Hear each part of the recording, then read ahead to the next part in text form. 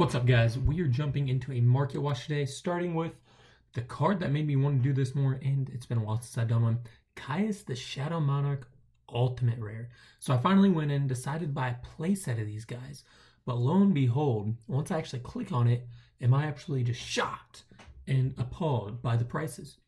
I've never been a hater of collecting in card games.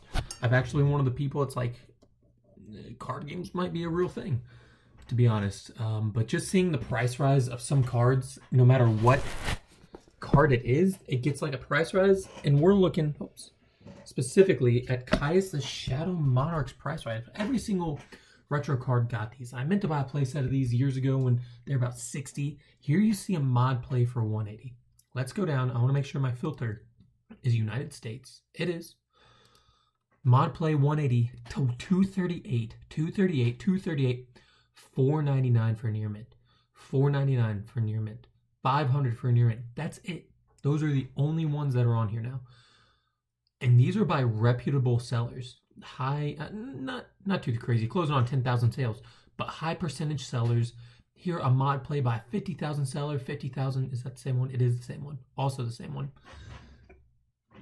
Yu-Gi-Oh's like, it's a real thing. I've been a firm believer that if you are truly investing in Yu-Gi-Oh, it can come back. But this Caius hit me hard when I went to get a playset and found out that near mints were 500 each. And I don't even think that's bad. I think for a one-of print of one of the best cards, honestly, ever printed. People are going to think I'm crazy for saying that, but if you look out through the history of Yu-Gi-Oh, the impact of Caius the Shadow Monarch, I think it's just up there. It's one of the best. Any of the Monarchs, just some of the best cards ever printed. Luckily, you have that really nice gold rare and the original structure deck ultra rare that are still sitting relatively low. I want to look at the gold series because I do think this one actually looks better than the ultra rare. Gold series 1 and 2 I do think look really good. Near mints, $7, $8, probably find them on Facebook or whatever for $5, $6 a piece.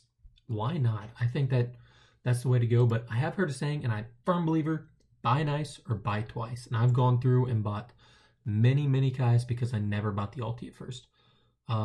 Even the commons down here pushing like almost $3. Yeah, so $3 with shipping. So that's pretty nuts. I think that's just proof of Caius, even though it has so many different prints to include a common, is just like historically been an incredible card. Anyway, moving on. We're going to go ahead and exit. Look at Summon Skull. So probably my favorite early game Yu-Gi-Oh card from Duel Monsters, from the Duel Monsters era. It's definitely up there. Like I said, it might be my number one.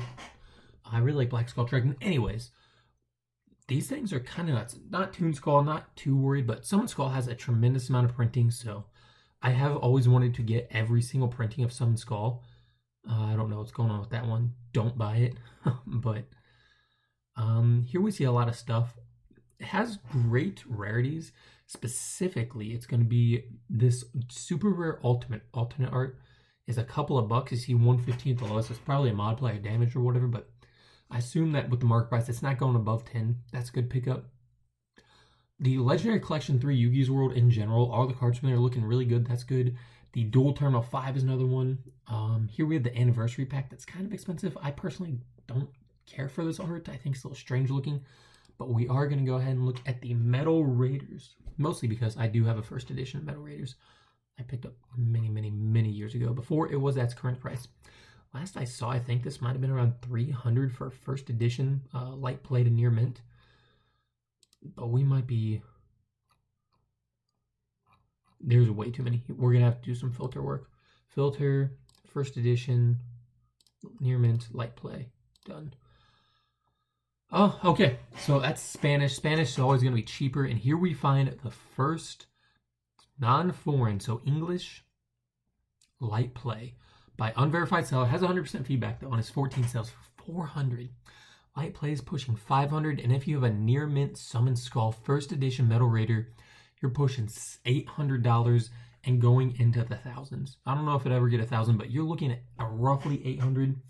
Realistically, if you go to Facebook and try to sell this, you probably get like 500 to 600. I'd be more willing to say, but that is that is quite the card, and I totally think that this is worth it. There's something that's different between the collectability of something like an Ultimate Rare Caius that came out in 2010, I think it was, 2009, 2010 timeframe, and then going all the way back to 2002 Metal Raiders First Edition Summon Skull that has the history of the TV show behind it as well. This definitely is a lot higher, should be a lot more expensive than a Caius, and it shows. It shows. Summon Skull is definitely one of the most ultimate cards in terms of collectability. I don't think that Konami's really played on that much. Next, I was looking through some of the stuff I had. I want to look at Kinkabayo. So Kinkabayo, I have to look at its Japanese printing to actually know its name, but I'll just call it Kinkabayo. It's probably Bio. Now I'm thinking about Kinkabayo. Pretty interesting card that has very few prints, as we just saw. Came out in, was it Duelist Genesis? Yeah, it came out in Duelist Genesis that did not have first edition boxes. So first edition of these cards are going to be much more difficult to find. And even the light plays, we're seeing push 5. Now, as far as Edison format goes, this doesn't have a lot of utility. As far as any format goes, it doesn't have a lot of utility. But it's really, really good with Mystic Piper specifically. Maybe a few others. So light play, you're probably looking $8 and then probably pushing 9 for first ed.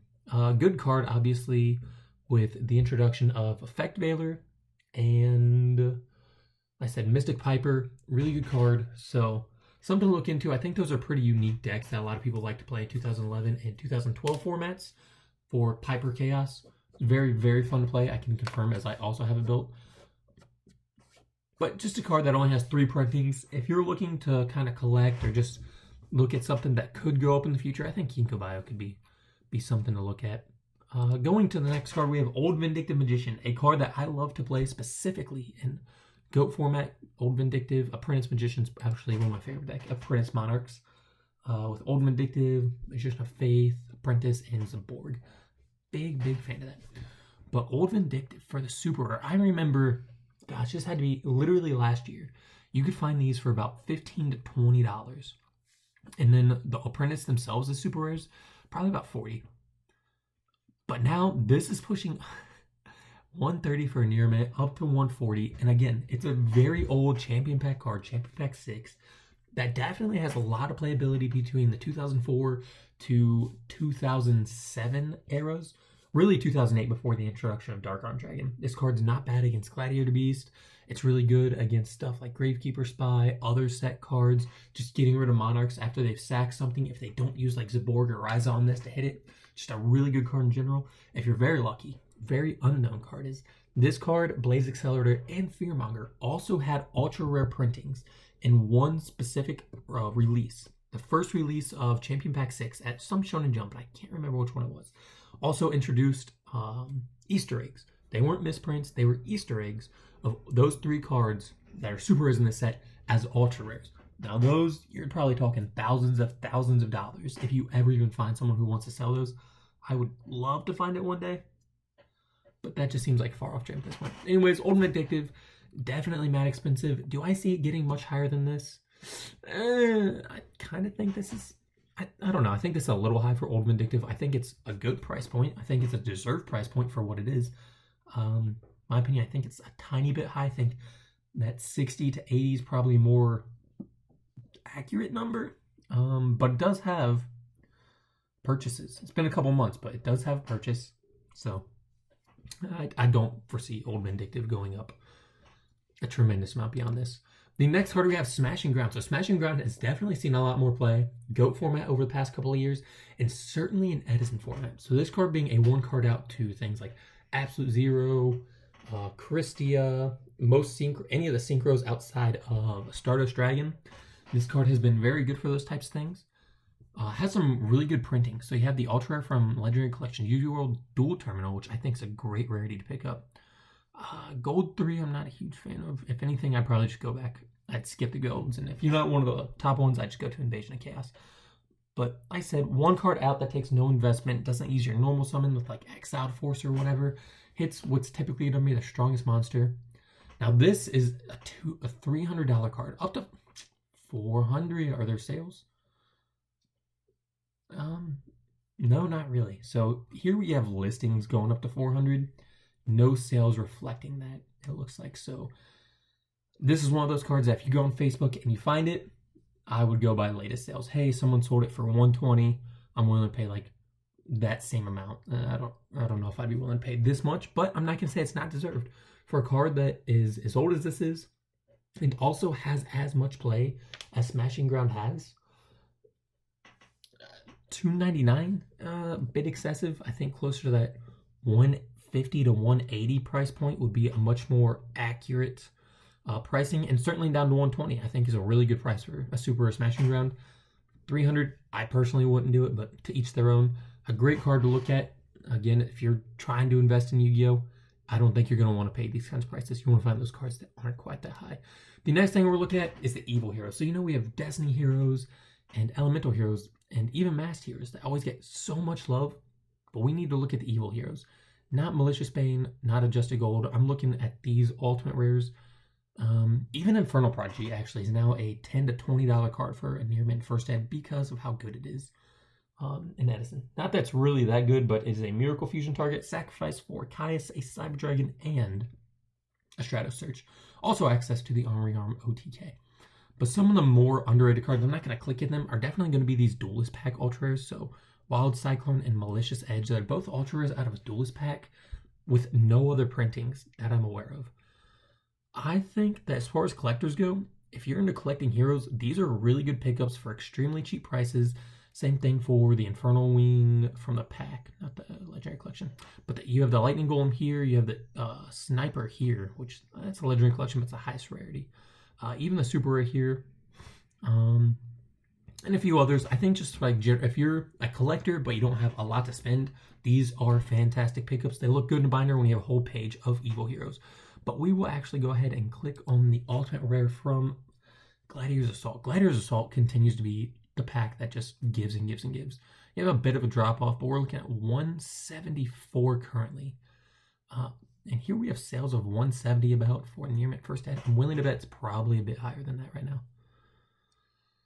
So there's light play about 100. I think that's 140. Spanish, huh? So 160, 170. Honestly, I think that's a decent price for Infernal Wing. I wouldn't complain about that for the ultimate rare first ed. Let's go back. I think this is actually the most expensive. Rightfully so. I picked mine up for, I want to say I paid about 60 a few years ago, and maybe 30 on the Malicious Edge that I bought. So I don't know what I haven't looked at these in a while. Malicious Edge, I don't think should be $100 for near first ed. Well, let's go to page 2, see what we have. Yeah, light plays for 60. I think that these are all pretty good stuff. Again, if you're not looking for stuff to play and you're just looking for collection, these evil heroes seem to be a pretty good pickup. Mid-range cards, at least prices for the ultimate rares, that's kind of middling. I think anything set between 50 up to 200 is kind of a mid-ground. Anything that's around 300 or higher, that's when you're hitting a much the upper level, the upper echelon of collecting cards, and certainly in that 1,000+ territory. But we move on. Near mint, light plays, near mints, so about the same price. So you could get all three of them, probably light play. And there's not much of a difference between light play and near mint. If you're grading, go for near mint, I guess, but you probably want to buy off the Facebook page so you can see everything. If you're buying off TCG Player, I think light play is pretty good. You can get all three of them for less than 300. Not bad. Going on, we have Sangan, who has a lot of printings that are really just good rarity, and I want to highlight the gold rare again. I'll always highlight the gold rares. That's really good. Hobby League, I think they're cool for collecting, I guess. I don't recommend ever playing them. Secret Rare Sangan, again, Legendary Collection Yugi's World continues to be just a tremendous set for all that type of stuff. But the Ultra Rare and Dark Legend Super Rare, actually the Dark Legend Super Rare I think is the best. I personally think the Super Rare Sangan looks the best, followed by the Gold, and then Ultra, then Secret. But how can you compare 26 to 90, right? So we will go ahead and click on that Retro Pack 1, and even Mod Play German is sitting at 60, Mod Play, Light Play, so all foreigns. So if you're looking at Spanish, German, or Italian, they're all typically around the same. So you're looking at 80s for light plays, and near mints probably. I don't even want to look. Once, if you want to take a chance, if you want to near mint English, but near mint, the only near mint foreign one. So we have some light play Italians at 80s. There's only one near mint foreign card. It's German, and it's 200. And then the rest of the near mints are going up to 240 to 300. Well, it's Sangan. It's one of the best cards. I can't say it's a bad price. If that's the price for a Retro Pack 1, that's the price. I will say, I do think Retro Pack 1 is worse for collecting than Retro Pack 2. And maybe I'll do another market watch off that. Again, let me know what you guys want to see. If you have specific cards that you want highlighted in these videos, just throw them in the comments and I can quickly make a video. I would like to do a video of Retro Pack 1 versus Retro Pack 2, kind of highlighting what's better. I think Retro Pack 2 is better for the secrets. Retro Pack 1 is better for sealed, obviously, ultras and supers. Also might be a bit better. But yeah, let me know if you guys like to see something like that. We go into X Sabers. So Pashul, not welcome in this format. Piranha, I believe, is. Wayne is not. So the big one's just going to be Airbellum. Airbellum, both around $10. I think that's a decent price for Airbellum. Airbellum, I wouldn't even be willing to pay over $7. But you do have the secret rares at a very cheap price. X Saber is definitely a card that has completely. The deck itself has X Sabers and Rescue Cat. Rescue Cat decks, X Saber decks have really fallen out of favor in Edison format. They're good in 2009, but I think if you're looking at stuff to collect in terms of retro format stuff, it has to be you're buying for GOAT format or you're buying for Edison. Easily the two most loved retro formats. If you have stuff that fits in elsewhere, that's great. I've seen quite a few people buy like max rarity plant format stuff for 2011 Tengu plants, and for whatever reason, I always see people post about how it's one of the greatest formats. It's never taken off. So I cannot recommend buying anything for Tengu format max rarity unless it's also max rarity for GOAT and Edison format. And actually, Edison format seems to be a little bit more popular. But X Saber Airbellum, one of those cards that kind of transcends a couple formats. So if you pick this up for $8, $9, $10, it looks like roughly 10. I think that's a decent price. $30 for a playset for the DTs. Probably, you know, just like every other card, you could have got these for $1 3 years ago. So why are you waiting now?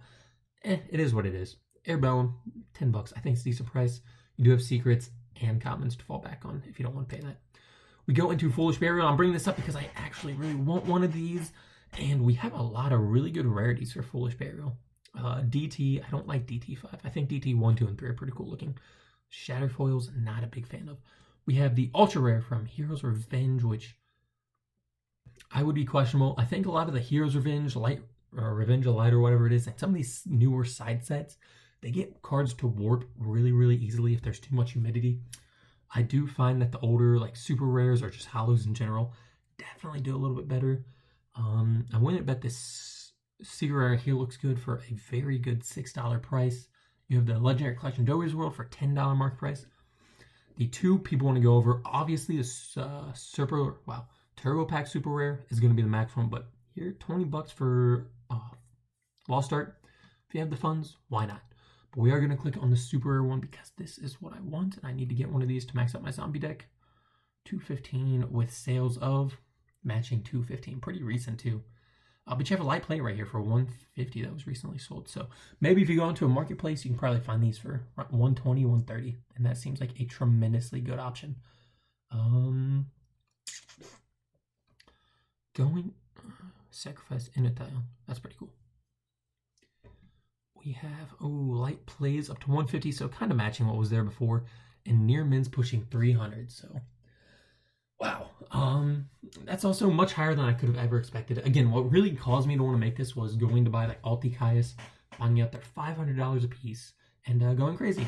Next, we have Stratos, another beloved card, and the one I want to highlight the most is going to be this Pharaoh's Tour Common.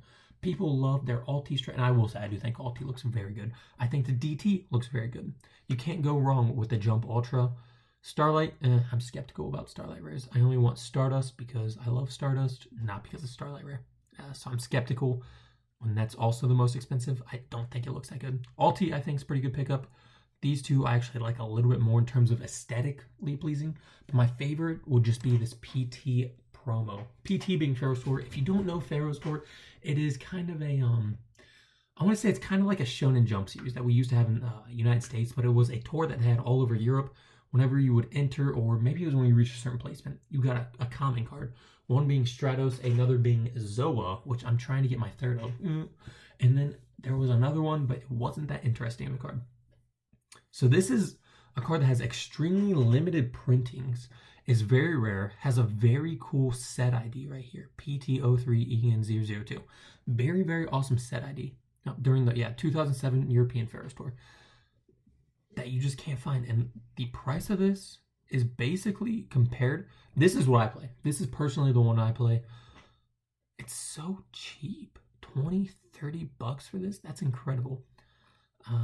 But again, I do think the ultra rare looks good. If you're looking to just play alti everything, so you can get like alti diamond dudes, you can get alti alert darkness, alti dad, alti Caius, alti emergency teleport, those types of things. If you're playing in like any kind of like dad format type stuff, obviously I think alti strat's the way to go. I think Starlight Rare just doesn't fit in with anything, and that price just being almost $100 more in the ultimate, I would not want to pay that.